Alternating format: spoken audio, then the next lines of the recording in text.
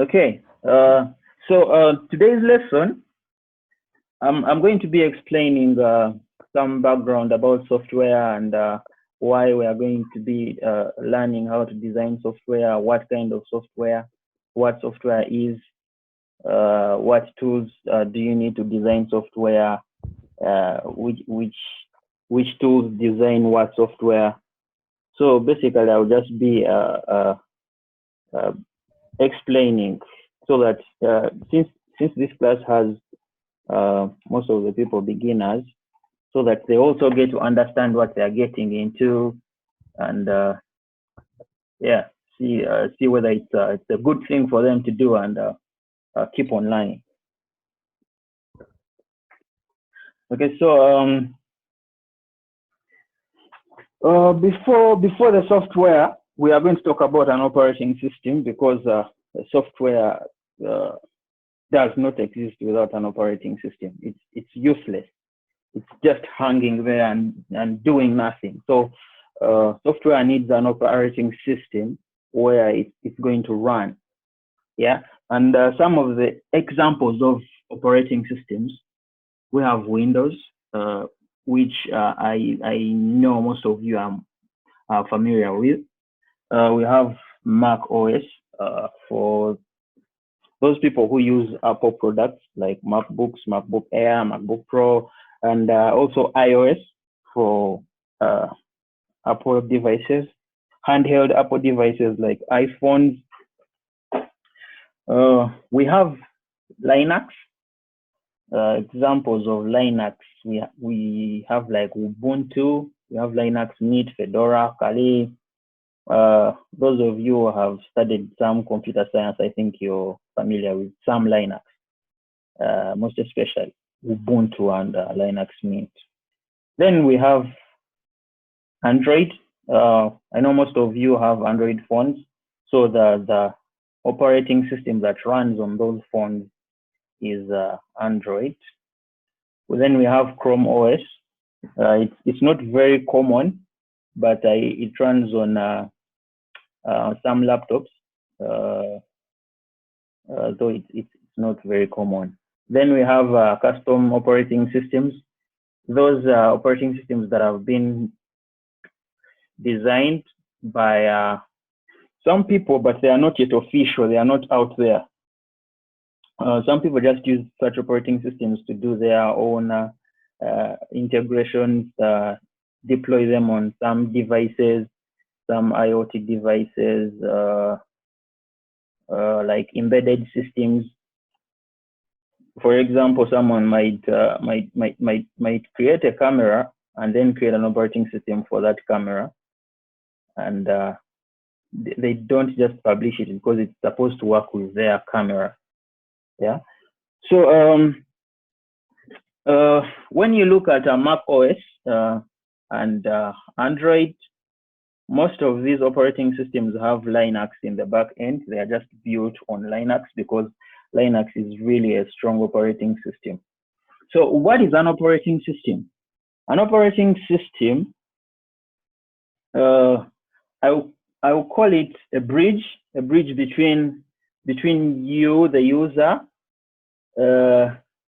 between you, the user, and the device that you're going to use. For example, the computer, a laptop, a phone.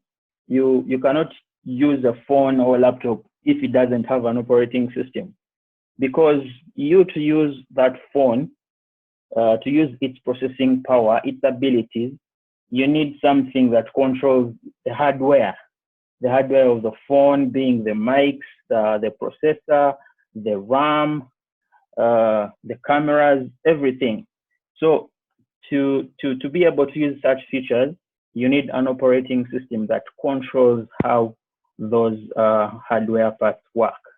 So it's on top of this operating system that you can also install your other applications. For example, WhatsApp, for example, Zoom, any applications, you can't install them directly on the hardware of the device. So you need to install them on that operating system, because the operating system is the one that talks to the phone's hardware.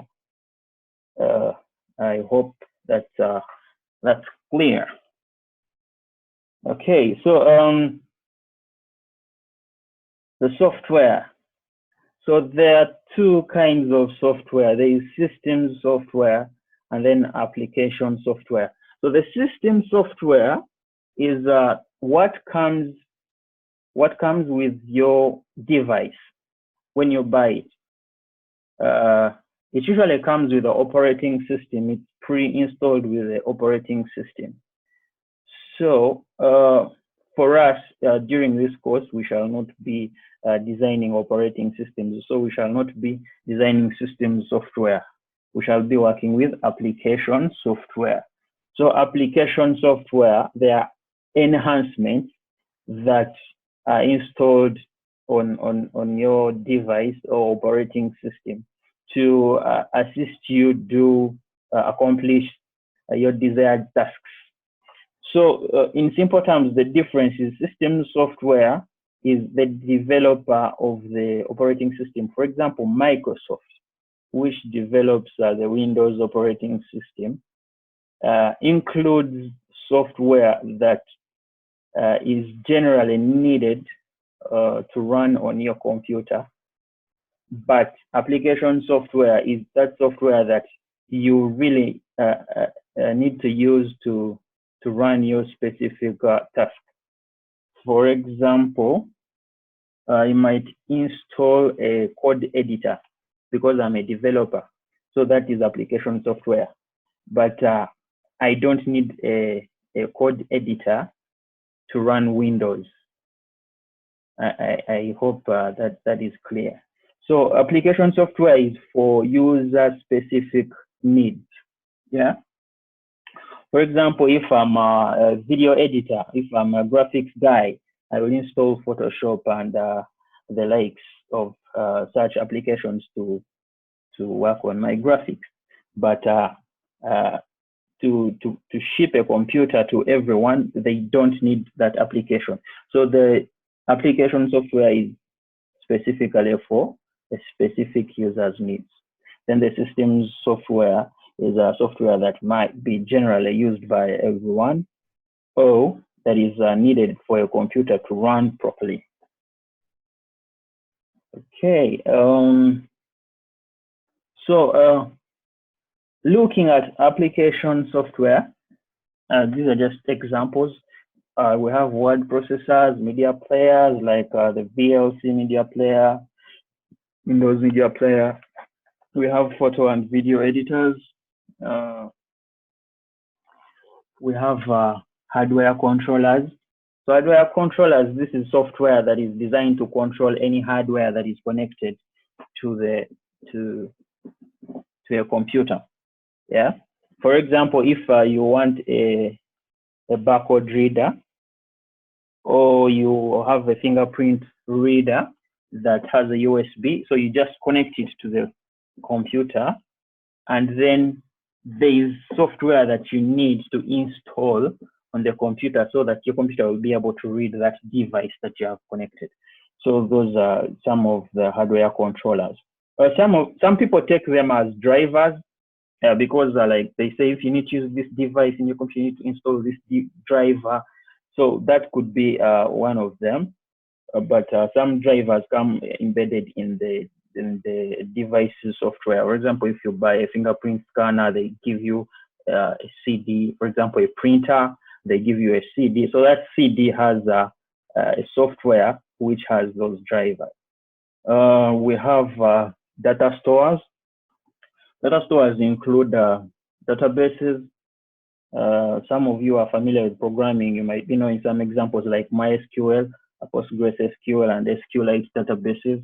So databases are used to store data in a tabular form that is easily accessible. We have visualization and presentation tools. We shall look at all these tools for creating graphs, pie charts, and everything. Software for data analysis, tools for artificial intelligence, tools for communication. So we shall be looking at all those in detail. Okay.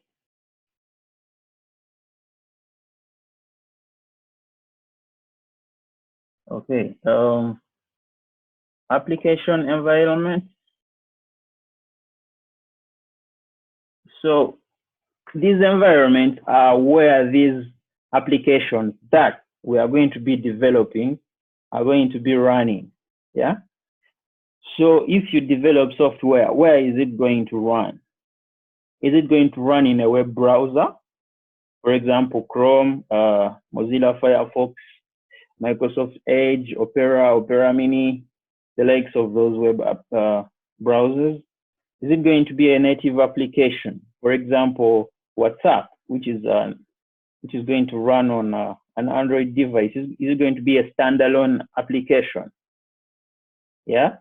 Is it going to be a desktop application? Just like you install the VLC player on your desktop computer.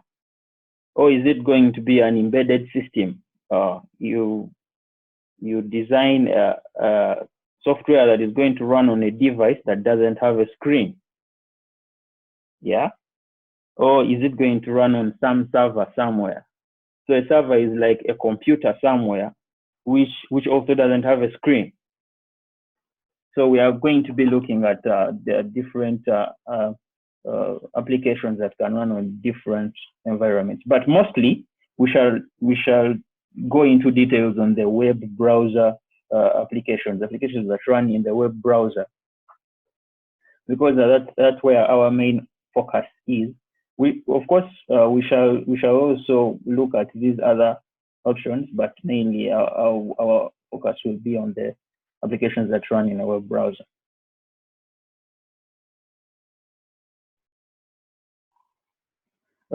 Software that runs in the web browser. So any kind of software that you have ever used, any application that you have ever used can run in a web browser.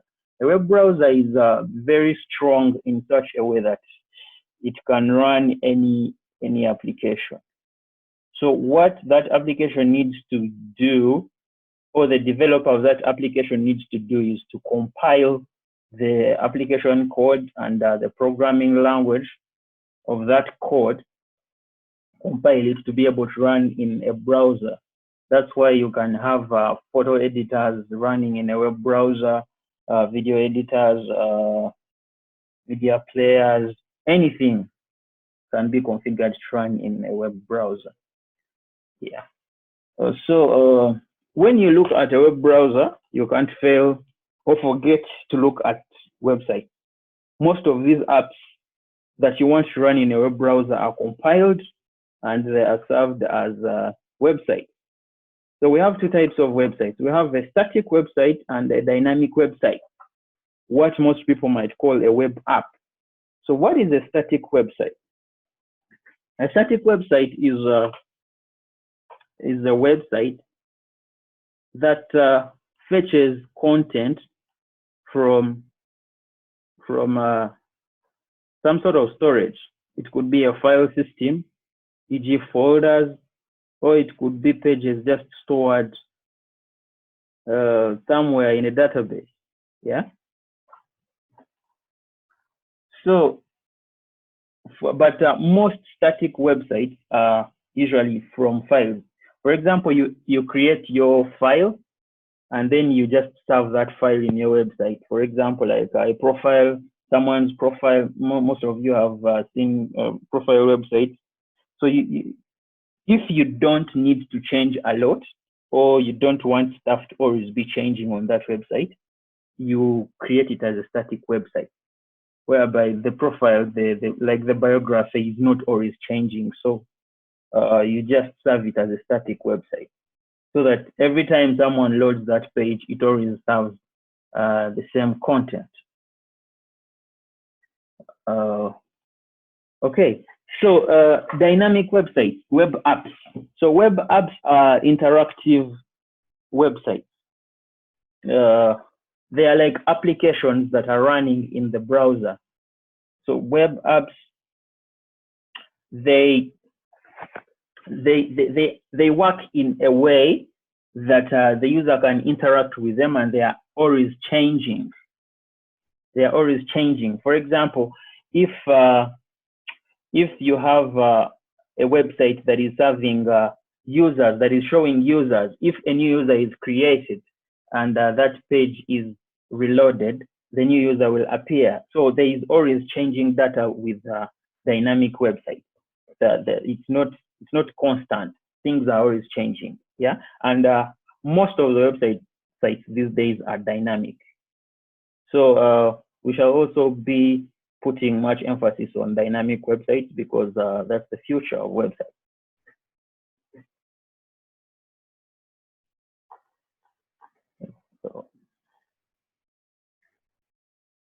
So what do you need to design a web app or a dynamic website? This is where everything gets interesting. The list that you see below there includes most of the things, if not all, that we shall be covering during this course. So number one, you need a markup language, which is HTML for this case. HTML is used to design websites. Most of the websites that you see there, actually all the websites that you see there are designed using HTML. HTML in full is a hypertext markup language. Hypertext markup language. So we shall go into details of the HTML. Secondly, we need a styling language called CSS. CSS in full is cascading style sheet. I will also explain this in details. The third option, we need a scripting language, JavaScript. I know most of you have heard of JavaScript. So JavaScript is used to bring interactivity on a website or a web page. So interactivity is HTML has components. For example, a paragraph component if you want to create a paragraph, a list component if you want to create a list. We shall look at all those ones in detail. So the way JavaScript works is it controls those HTML components and their attributes. An attribute, I can call it a characteristic of an HTML component. For example, a paragraph component of HTML might have an attribute of color. Yeah. If I want to change that color, I will need to use CSS, like color red. Yeah. But to change that color, I need to change it before the user fetches the page. But if I want to change it when the user has already fetched the page and is seeing them in the browser, I will use JavaScript. So I will say, if I will put, for example, a button that says change color. So if the user clicks change color, the color changes even without having to change the code, the developer having to change the HTML and CSS code. So JavaScript brings interactivity, like you can work with things on a web page that are not existent in the hard coded code that the developer wrote. Yeah. So JavaScript has been used to develop HTML games, games that run in the browser. So things like that. So we shall look at everything in detail. Then there are data stores, databases, and then file systems. I already talked about databases. File systems are just folders where you can store your files. We'll look at how to interact with those ones. Then the back-end scripting languages. So these scripting languages are used for creating dynamic websites. For example, PHP, Python. So how they work is they run on the server where the website is being stored or hosted. So they are used for generating the web pages. They're used for generating the HTML, the CSS, and the JavaScript for dynamic websites. So they work. They work in the background on the server, and then dynamically generate the web page that you later serve to your web browser, and then you see. Okay. What we shall be doing? Yes. Excuse me. So entirely, this is what we shall be covering during this course. We shall be looking at front end, what you see in your browser. Then we shall be looking at back end, what happens on the server to give you what you see in the browser. So back to front end.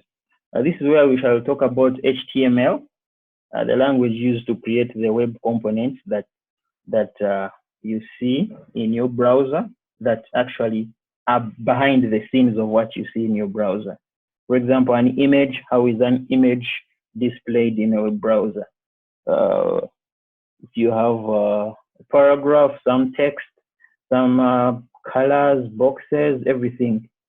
Then we shall look at MD. MD is Markdown, sort of the opposite of HTML, because HTML is markup and then this is Markdown. But it's also very interesting, and it is used by developers to also come up with HTML. So we shall be looking at it.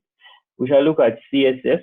That's for styling, making things on your website attractive and look nice and orderly. So we shall be looking at that. Then JavaScript, bringing interactivity to your website. Yeah, I want my website to do this when I click here, when I move this, when I do this. Yeah, things like that. So we shall look at the basics of front end, and then at a certain stage, we shall look at the framework. So a framework is like a set of rules, that's how I might call it, for designing something. Yeah, like already set rules that you're just going to follow or use to design something. So if a framework, each programming language that you see there has a framework. So the use of a framework is to simplify work, organize work, and follow some standards, so that whatever you develop is first of all secure. Two is very easy to update, change. Very easy to understand by other developers, and yeah,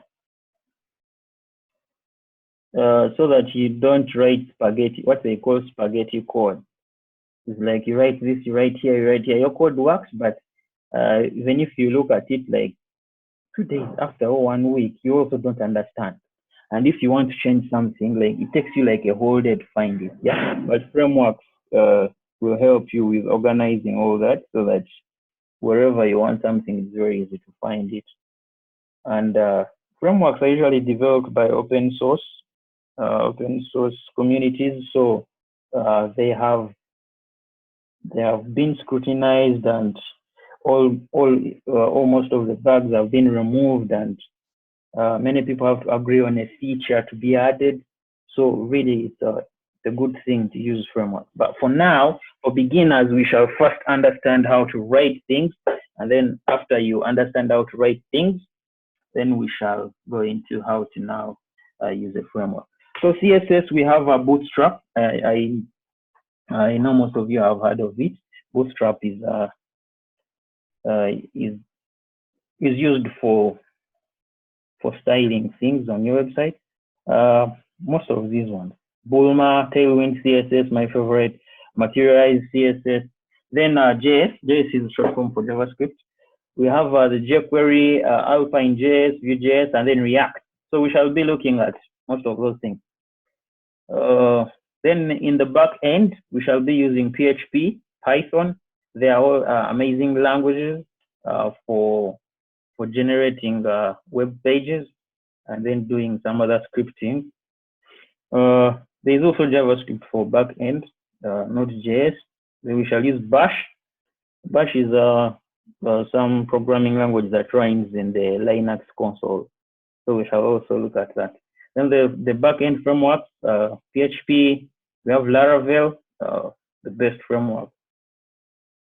Then E2, CodeIgniter, Symfony, then Python, we shall be looking at Django. There is also Flask, but we shall focus mainly on the underlined things that in this slide. Okay, so we need to note a few points here, most importantly, yeah. What this course is going to focus on mainly are the programming tools, the best practices in programming, how you can be a good programmer. And what makes a good programmer is not your ability to solve problems using code. It's about how you do that, how you use your ability to solve the code and whatever is involved. So those are the best practices that we are going to look at. So we shall also look at dev communities, which communities you need to join, which groups. For example, if you're someone who likes PHP, which groups can you join, which communities, which people can you follow on Twitter, on Facebook, where can you get more information from, where can you get the best books, what are the good books, what are the best books that you can use to better yourself in whatever field. So we shall also look at automation. So there is knowing to do something, and then there is knowing to automate something. You don't want to be repeating something here and there again and again when you can actually automate it. Yeah. So during this journey, we shall look at how to automate certain tasks so that you just do it once and then you let it do the rest. We shall also looking at how you can get a developer job, where you can get a job from, a good job. We shall look at specialization. Those people want to specialize in certain fields. This one wants to develop mobile apps. This one wants to develop websites. This one wants to be a front-end developer. This one wants to be a back-end developer. We shall look at this one wants to be a full-stack developer. So we shall look at all that. Then how you can become a professional developer. Yeah, someone who is going to be looked for, and not someone who's just going to be looking for jobs around. But everyone is looking for you to give you a job because you're a professional developer. You know what you're doing and how you're doing it. Okay, looks like we've come to the end of our presentation for today. Thank you for being a good audience. Any questions?